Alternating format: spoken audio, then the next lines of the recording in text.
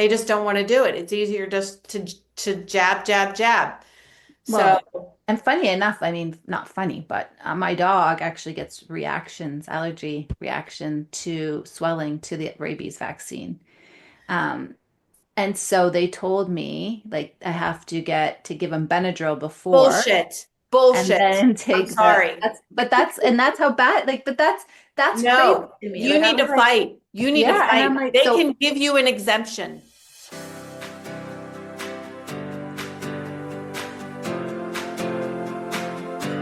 Hi there. Welcome to the Lifestyle Herbalist Podcast, where we hope to bring you a healthy dose of happiness. I'm your host, Dabney-BS, clinical herbalist, health coach, lover of plants. And I'm Sabrina Cooper, registered culinary holistic nutritionist and herbalist. Join us as we dive into the art of herbalism, mindfulness, and healthy lifestyle practices to help you achieve a happier and healthier life. Whether you're a seasoned herbalist or just starting your wellness journey, we're here to provide you with the insights, tips, and inspiration for a more balanced and joyful existence. So grab your favorite herbal tea, sit back, and let's get a healthy dose of happiness together. Welcome back. We are so excited to have Toni Shelaske with us today. She's a podcast host, seasoned entrepreneur, and holistic pet wellness expert. She's a dynamic female founder and former owner of Healthy Pets Products, Pittsburgh's premier natural pet supply retailer. Today, Toni shares her expertise in the pet industry on her popular podcast, Toni Unleashed. Let's welcome Toni today. Hi, welcome back to the Lifestyle Herbalist Podcast. Today, we are honored to have the presence of Toni Shelaske in our studio, and she is all about pet health and raw foods. So, welcome, Toni. We're so happy to have you. I'm so interested to know what inspired you to start a business that focuses on these raw foods for pets. Um, thank you for having me, Dabney and Sabrina. It's so great to connect with you because I think we're definitely like-minded and on the same page about everything. So, but my journey in natural pet foods really started, it was like, one of those aha moments that you can't deny. But I learned about raw feeding 27, 25 plus years ago. And I literally was walking into a grooming shop just to inquire about their services. And as I was walking in, the groomer was handing her collie a raw chicken leg. And I said to her, and I'm not shy. I said to her, "What are you doing? You can't feed your dog raw chicken. You're going to kill your dog." And she said, "This is how I feed my dogs. My dog would naturally eat this in the wild." So, modern culture has kind of created kibble, and we went into this whole conversation, and it was literally like a light bulb went on in my head, and it just made total sense to me. And she recommended a couple of books, and I immediately went out and bought the books. And the next day, almost, I switched my dog from Purina One to 100% raw food. I didn't even transition her. Like I did it cold turkey. She never had diarrhea. She never had any type of digestive upset, and we never turned back. We just, then that's how the journey started of me becoming a raw feeder. Wow. You know, when I was mentioning to someone recently about raw food and chicken legs and things like that to dogs, like I was always told, like, you never give a dog chicken bones because they break and can actually puncture their intestinal area. And that happens if they're cooked. It Oh, doesn't happen if they're oh, raw. okay. That makes more sense makes Yeah. because they sense. are brittle, right? They'd be more Yeah. brittle if they were cooked. Correct. Correct. Mm. And there's ways around, like my dogs do eat body parts, I call them for lack of a better word. Like Layla is my Great Dane, and she's one, but she eats two duck necks a day raw.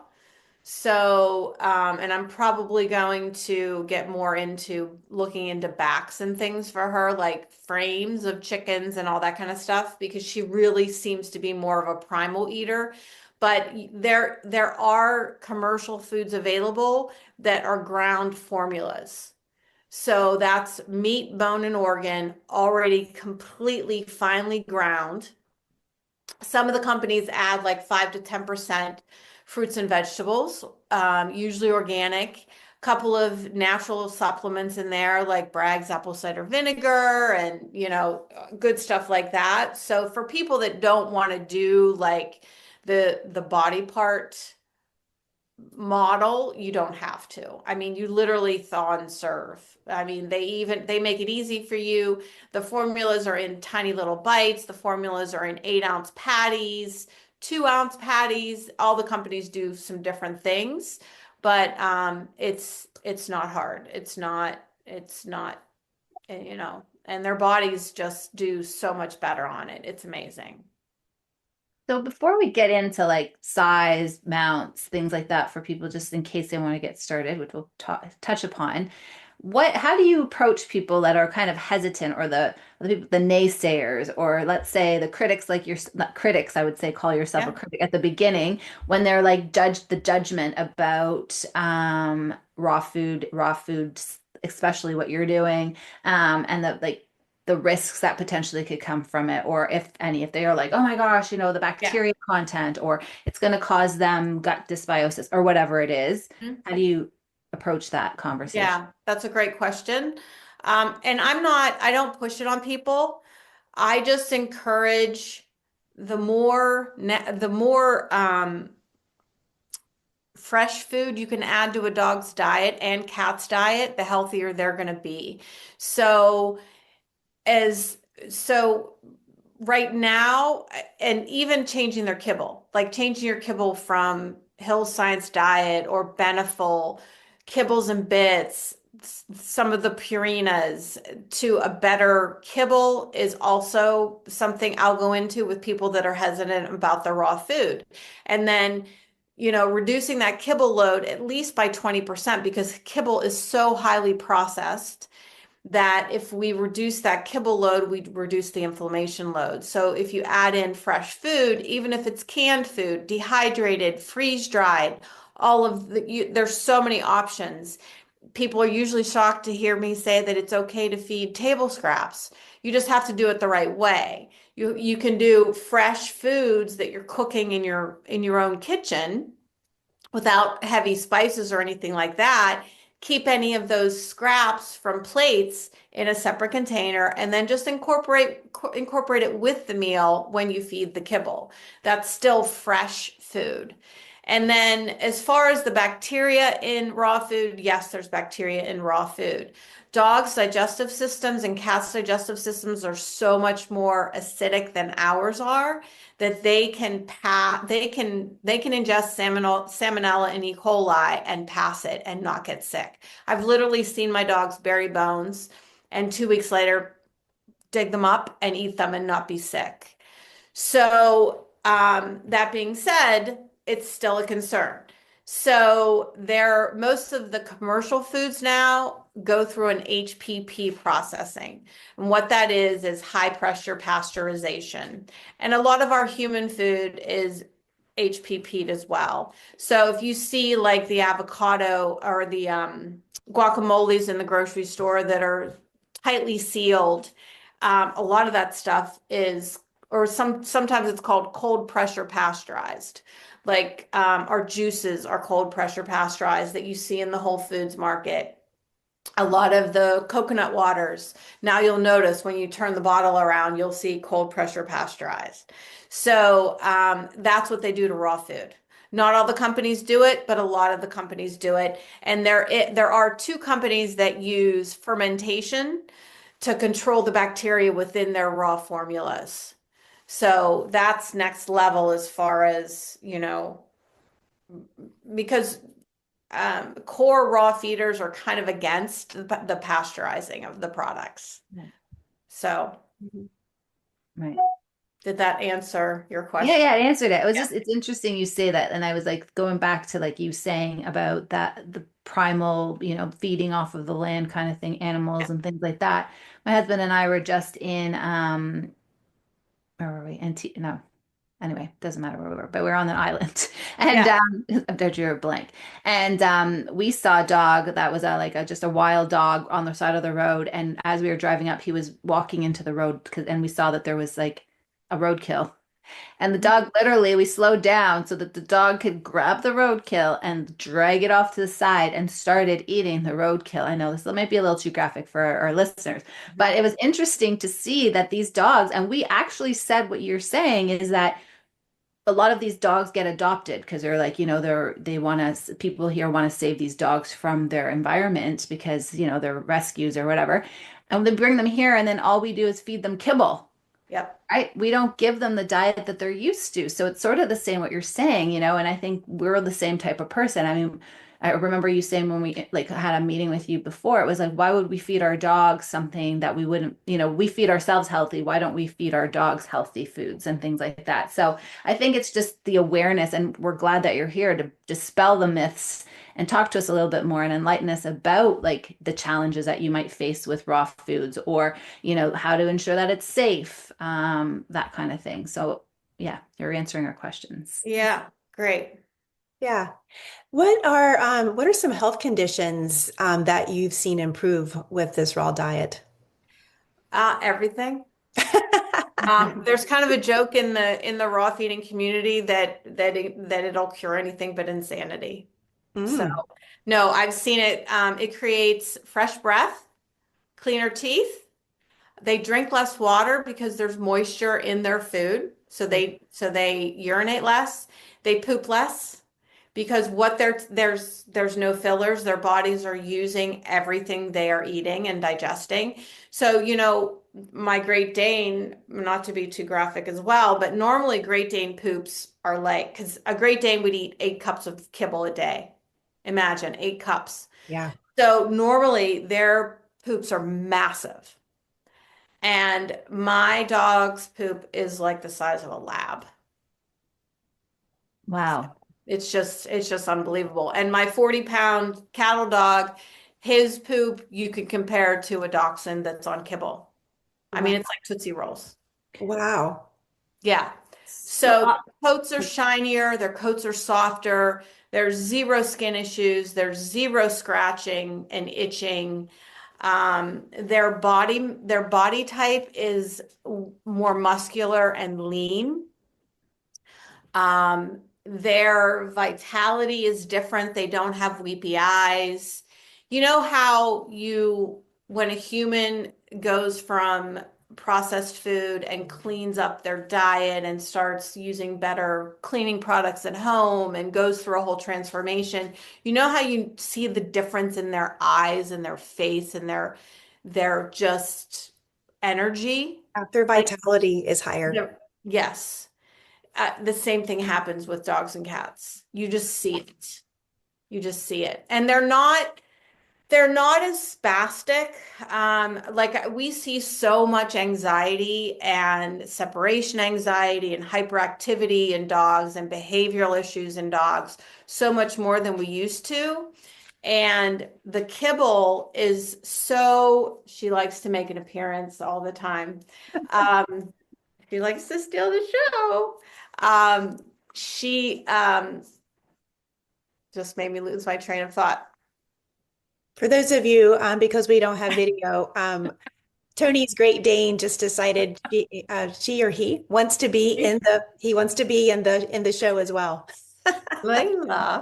and the head takes up the whole screen, Right. just so Yes. everybody know how big this dog is. Okay, when she said two And duck necks or whatever, I mean, this dog probably could eat like a whole duck and be. I mean, who are we kidding? Load in their food. Just like kids. Mhm. Just like kids. The more sugar we feed kids, the more hyper they're going to be, the more rambunctious, and they almost want to just jump out of their skin kind of feeling. Yes, absolutely. Yeah. So, one of the things that people often talk about is how expensive it is to eat well, even for people. Like, oh, it's so expensive to eat healthy.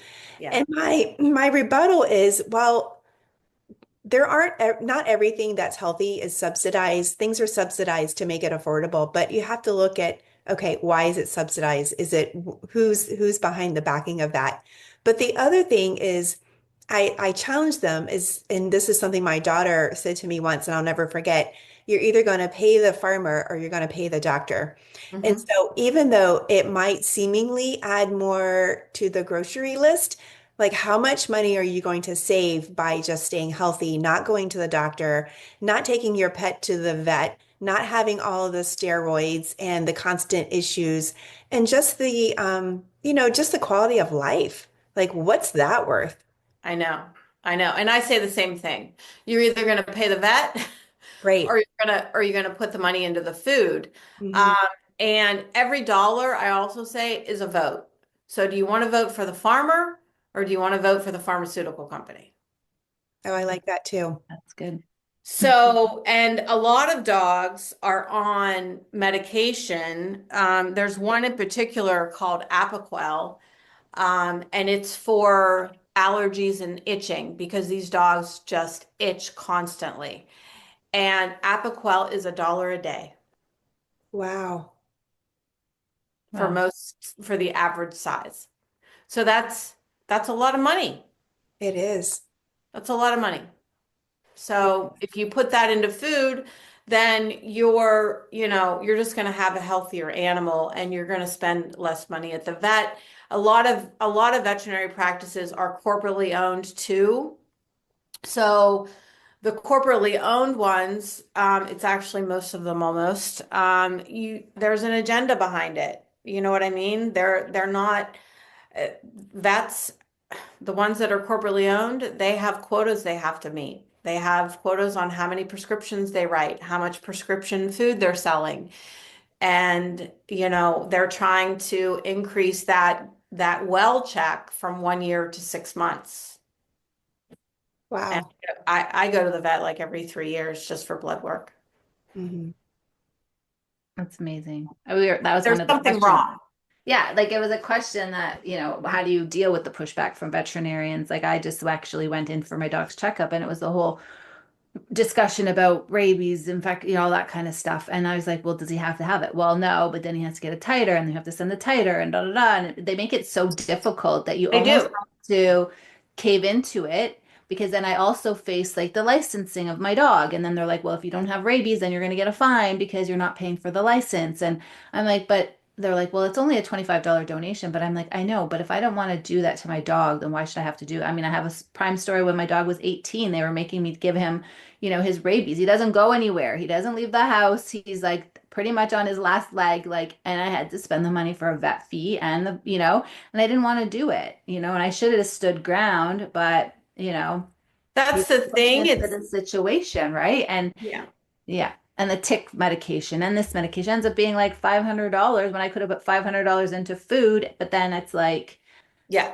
you're forced when there's like the law, I guess, whatever, you know what I mean? I put it in quotations, everyone, but it's hard. So how do we navigate that? If I was I want to now switch my dog to raw food and go in that direction. What are, how can I do, or what would you suggest? Well, if you want the support of a vet, you're going to have to find a holistic vet. Most vets are not going to support you in raw food. Some will, some will use scare tactics to get you to not do it. Some will, be like, well, it's up to you because, Canada and America are, I mean, we have freedom. Right. So we can choose to feed ourselves however we want. We should be able to choose to feed our dogs and cats whatever we want. So unless you have a holistic vet near you, you're on your own, but you don't need them. This is not rocket science. This is something that is natural to them. There's websites, there's books. I'm happy to help. Happy to help. And a lot of times people get the support from independent pet stores. So even if you have a small independent pet store that sells raw food near you, they can totally help and would be happy to help you. So So they would be have like those books that you have. Do they offer information? Because maybe we can share them on our on the show yeah. notes. But on how much to feed certain size dogs, like weight category, et cetera, so that Yeah, we and if I more mean if feeding. you do a commercial one, they are all those feeding guidelines are on the bags just like kibble. Okay, So, and the best rule of thumb is 2% of body weight. So 2%. Layla weighs almost 100 pounds, but she's only a year old. So my goal for her and her activity level, um, is I try to get 3 pounds of raw food in her a day. Wow. And she gets raw goat's milk. And raw goat's milk is about 25 calories an ounce. So I give her a good 4 ounces twice a day. I'm curious, why milk? So, I'm a big proponent of raw milk. I love the Solutions brand and the Answers brand, or if you have a local farmer that you can get raw milk from. The only difference is between the Answers and the Solutions, the two brands that I sell, they're fermented. So that probiotic profile is higher. It's like mother's milk to them. So not only do they can they survive on it just alone, but they could thrive on if they were just fed raw goat's milk. It's a full nutrient profile. Wow, Wow. Yep. that's pretty Yep. amazing. We use it for topical wound or the interdigital cysts or just like babies.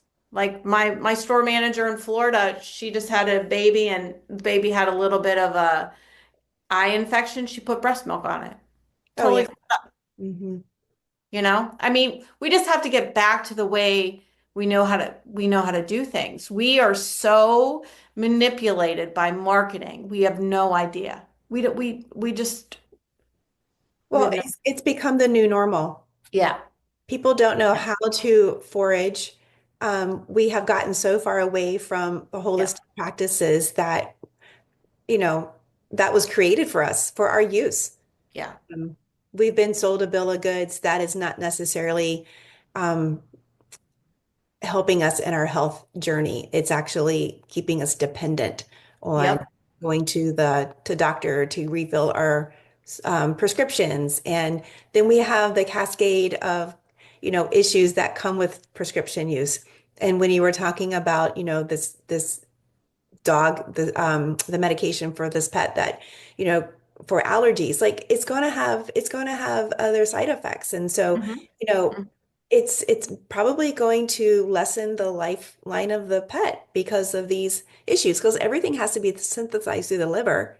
Yep. Dogs in raw form, I mean, they weren't designed to take pharmaceutical drugs. I Yeah. mean, we weren't designed to take pharmaceutical drugs. Yeah. And Apoquel has been linked to cancer. Um, and it's labeled as for intermittent use and it's used long term. I see it used in puppies. It makes me sick. As far as choosing to titer instead of doing vaccines, the the vets make it difficult. It's not difficult. I can send you the paperwork that they can get set up with Kansas State University in 5 minutes, and it's $50. Yeah. Oh, nice. They just don't want to do it. It's easier just to jab, jab, jab. So, Well, and funny enough, I mean, not funny, but my dog actually gets allergy reaction to swelling to the rabies vaccine. Um, and so they told me like I have to give him Benadryl before bullshit.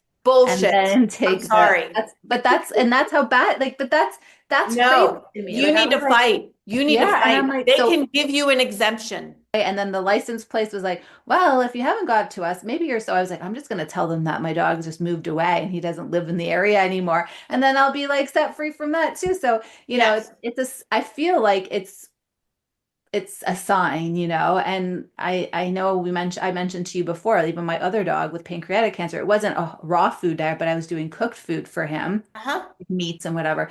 He was little, 8-pound guy, but he's thrived. Like he thrives on this. This dog eats vegetables. Like he has carrots. He has, a lot more fruit. I haven't done the raw, but I incorporate that into his diet. And people think it's crazy that my dog loves vegetables. Like they just think it's the funniest thing. And I'm like, yeah, because I'm chopping things fly, he picks it up. Nothing goes wrong with him. He doesn't have, an Mm-hmm. issue. So Mm-hmm. thriving. He loves it as his treat. So, yeah, I think there is something to be said that we need to get back to basics. Like you both Yeah. were saying, I was agreeing and nodding my head because we're getting too far away from Yeah. what it should be, Yeah. Yeah. right? Yeah. Yeah. And giving a dog a vaccine that they know is going to have an adverse reaction to me is malpractice. Yeah. Wow. It's Yeah. just that's I mean, that's just and to give you an example, as far as titers go, Meg, one of my prior dogs, she had her boosters at 1 year, and then I titered her the rest of the time. She never needed vaccinated, and she lived till she was 15. That's how much we're over vaccinating. And Layla, she's also passing, but even her rabies vaccine, I didn't do her booster at 1 year. She, I did her titer on her rabies, and she is right on the line of passing. Now, keep in mind that every dog gets a Great Dane size of a rabies vaccine. Did you know that? Oh my Oh, stars. I didn't know. Yes. Wow. Yes. Yes. That's And crazy. there's a vet in Connecticut. He's the one that's pro titers. He was actually arrested and put on trial for giving partial doses of vaccines to smaller dogs. Wow. Yeah. Yeah. This has to stop. We're killing man's best friend. We're Mhm. killing them. Over 50% are dying of cancer, and that's what's diagnosed. Oh yeah. Every dog of mine, and I've been a raw feeder for over 25 years. I don't vaccinate and I don't use chemical flea and tick and I don't use HeartGuard. Every dog of mine has died of cancer. I get longevity, but they're all dying of cancer. Wow. Why do you think that is? You got me. You got me on that one. There's only, I can't, I can only control so much of the environment, I guess. Is it in their lineage already? Mhm. Even though most of my dogs are shelter dogs, Mhm. is it in there, I don't know. I mean, Well, right. We live in a very toxic environment. I mean, even the air, the water, what's on the ground, glyphosate, like it's everywhere. We live Everywhere. in a toxic environment. yeah, So yeah, even doing the best of things, I mean, just think about how bad it would be if you weren't doing the best of things. I mean, Right? we can only do what we can do.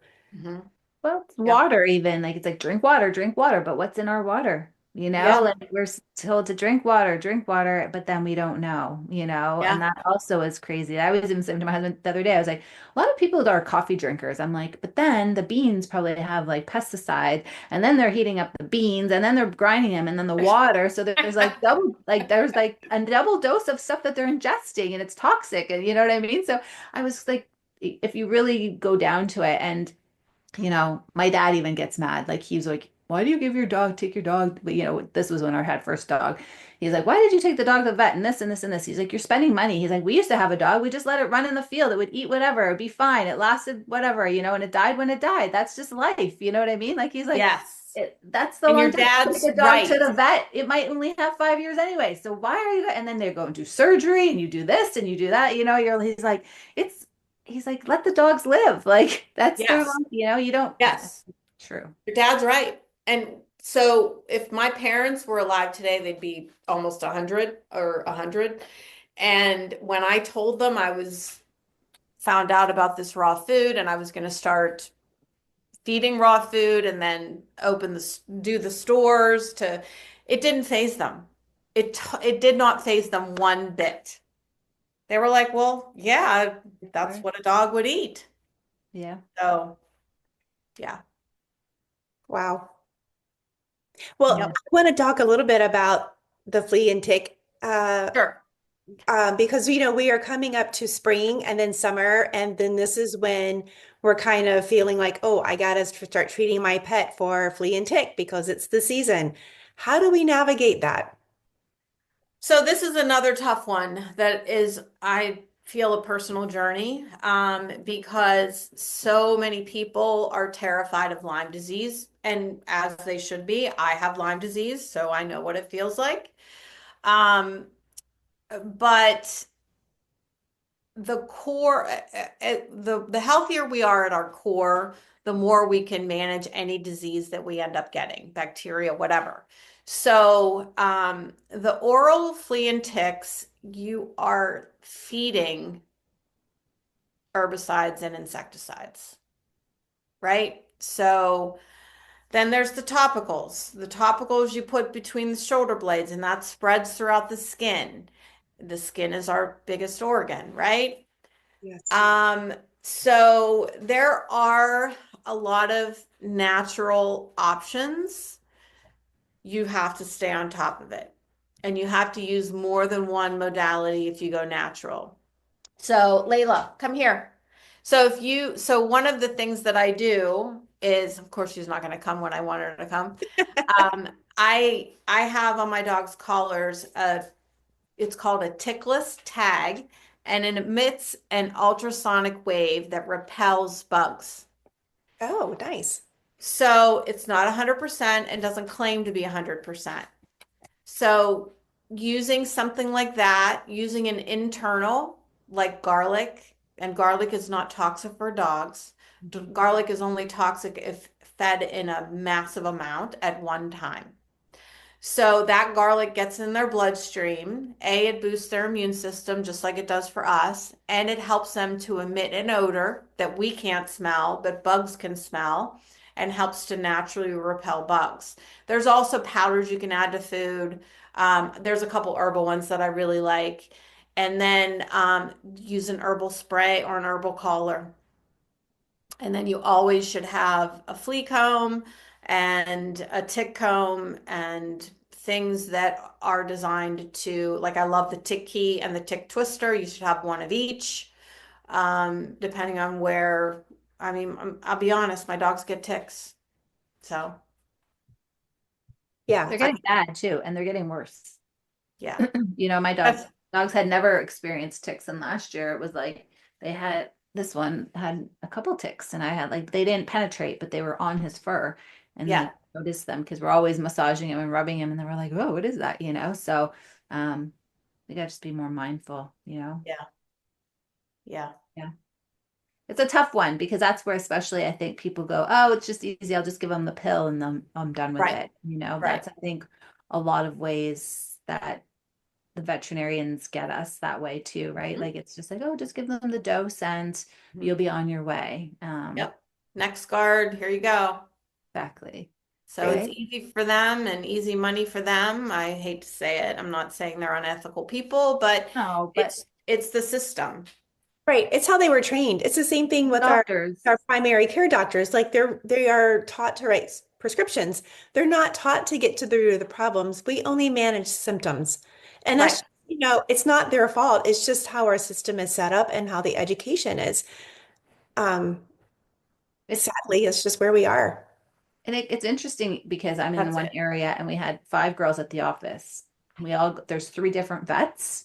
Yeah. All 3 of us went for a took our dogs to check up. All 5 of us, like all 5 of us have had the same like different vets tell us that your dog may have heart murmur. You'll have to send Oh, them for x-ray, you'll have to send them here, it'll cost you this amount of money, or you could just let it and we can just monitor it, like all of us. And we were like, is that like yeah. just as they get to a certain age, the vets are all like, okay, this is what you're Mhm. gonna get. Like your dog may have this, and I'm like, my dog lived till like 18. He had a heart murmur. He was totally fine. So I was like, Totally. I think we're okay.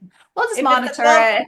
right. If it's 1 to 3, they're fine. If it's Yeah. above 3, then we need to think about Worry about it. monitoring it and Exactly. doing But something about it. But they were all on a hard kick yeah, so it's because of interesting. the explosion of DCM. And Right. that was all propaganda to fight against grain-free foods versus grain-inclusive foods. So, but that's a whole other.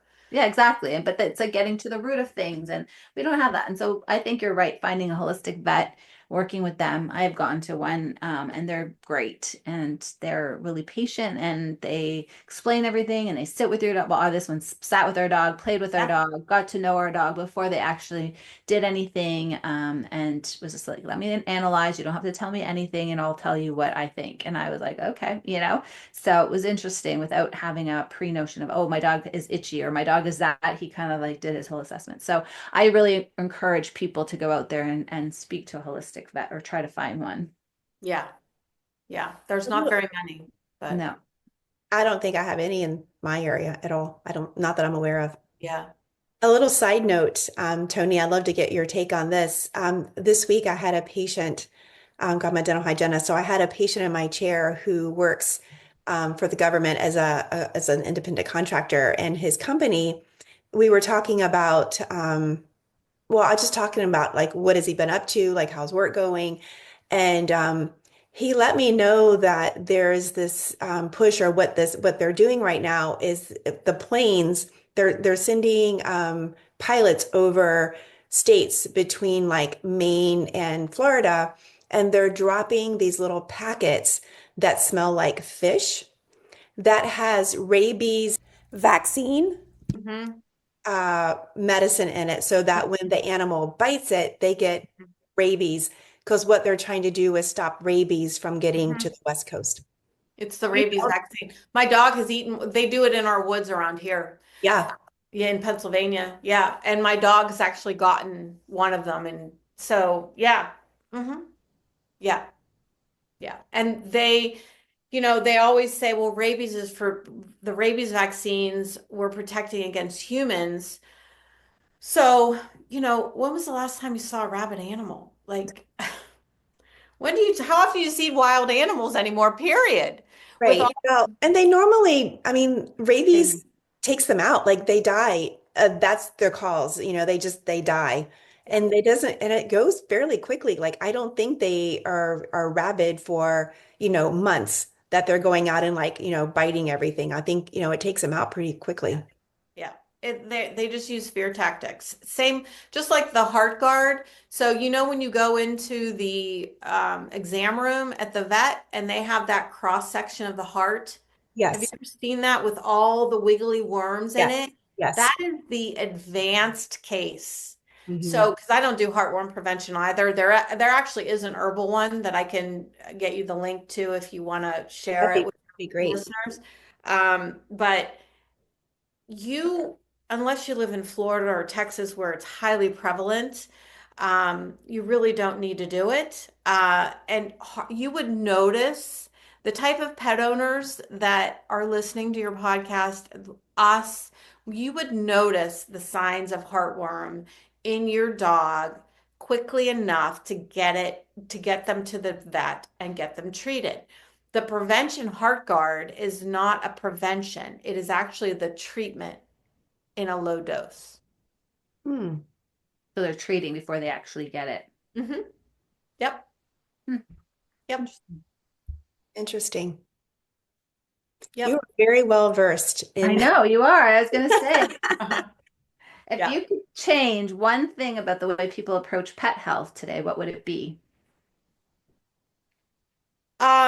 I would encourage, oh boy, a fresh food. So the more fresh food to reduce the kibble load as much as they can, because at the core, our core diet is number one, right? In humans too. So Absolutely. that would be the top of my list is food. So Okay. is there a way that people could ease into this, or should they just go Sure. all or nothing? Absolutely. Like I'm extreme. But yeah, you can tell, but just by talking to me, right? Um, that's me. I cold turkeyed from kibble to raw. I was like, no, done. Um, a lot of times I transition people just on kibble. So if you're feeding Beneful or Kibbles and Bits or Pure, I'm not a fan of Purina, or especially not Hill Science Diet or Royal Canin. I actually just read, I had a customer bring in a brand new customer bring in prescription food from Royal Canin. The first ingredient, are you ready for this? Cornstarch. The Oh, first ingredient. wow. Wow. Just a filler. It's the filler Yep. and the whole thing. Yep. Wow. And then it was followed up with hydrolyzed chicken byproduct aggregate. I don't even And know. then powdered I- cellulose, which is basically sawdust. Yeah. And then a whole slew of synthetic supplements. Disgusting. And it's an $80 bag for 15 pounds. $80 bag for 15 pounds. It's You talk supposed to be a about where people are prescription. spending their money. So I went off on a tangent. What was I talking about? Well, What we were food? just talking about how to Other start food. little, Oh, like start little and, yeah. So transition to a better kibble. And that's usually pretty easy. 25% new kibble, 75% old. You do that for a few days. If poop's normal, then you go 50-50. Then you go 75-25. And I have done this and counseled tens of thousands of people over the past 16 years. And I see it. I see the journey. Like they transition the kibble and they do notice a change. yeah. And then as they shop and talk and are in the stores and or talk to customers, like because a lot of times customers talk to customers in my stores. Um, then they want to try the goat's milk because yes, they saw these changes in their dog, but the dog's still scratching a little bit. So then they add in the goat's milk a little bit, which reduces the kibble. You know what I mean? So it's just this whole journey, and I just highly encourage, giving it a try because it makes a huge difference. Tony, it's been so nice to have you today because, uh, we talked about the biases. People listen to their doctors, people listen to their vets. And, as a mom and as a pet owner, like you want to do the right things for the ones that you're caring for, right? And so we give so much credence to what these doctors and veterinarians know. And I don't want to take away from that because they are highly trained. But Yes. You need we've them. gotten away from our own gut. Like we know instinctively, like things that don't look right, things that don't feel right. Like, this doesn't seem the right way. But yet we kind of ignore those gut instincts and we do what the doctors tell us because we see them as the professional. They know, and we give them the power to make the choices.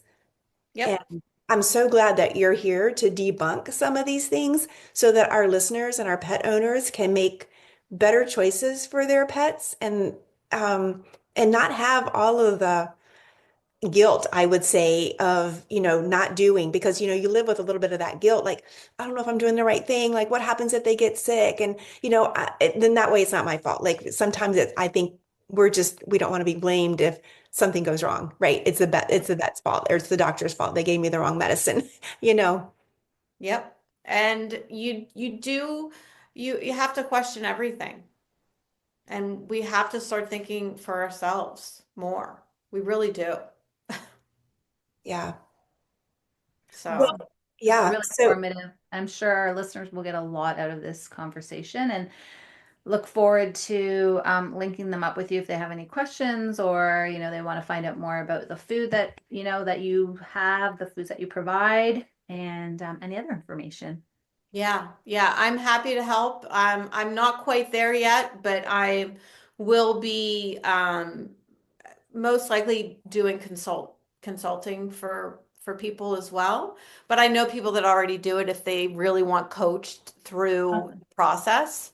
But my last dying breath will be about how important it is to feed our pets better food, vaccinate less, do less, reduce that chemical load, period. My last dying breath will be that. I guarantee it. Well, Tony, it's nice to know that you do consulting and some coaching to help pet owners kind of get started, because I'm sure there's going to be a lot of questions emerging after the airing of this. And so we will have your contact information in our show notes. And you also have a store, right? You have a store in Florida that's currently open, and you started a chain of stores in Pittsburgh, right? Yeah. And they're Yeah. still active and going, correct? Yeah, I just sold my 3 Pittsburgh stores. I'd owned them for 16 years, and I approached another locally owned pet food store company that was like-minded, and asked them if they would be interested in buying, and they were. So, and they're 15 years younger than me. So, they purchased my stores, and they basically have all the same brands. They have a lot of better kibble, raw food, great options.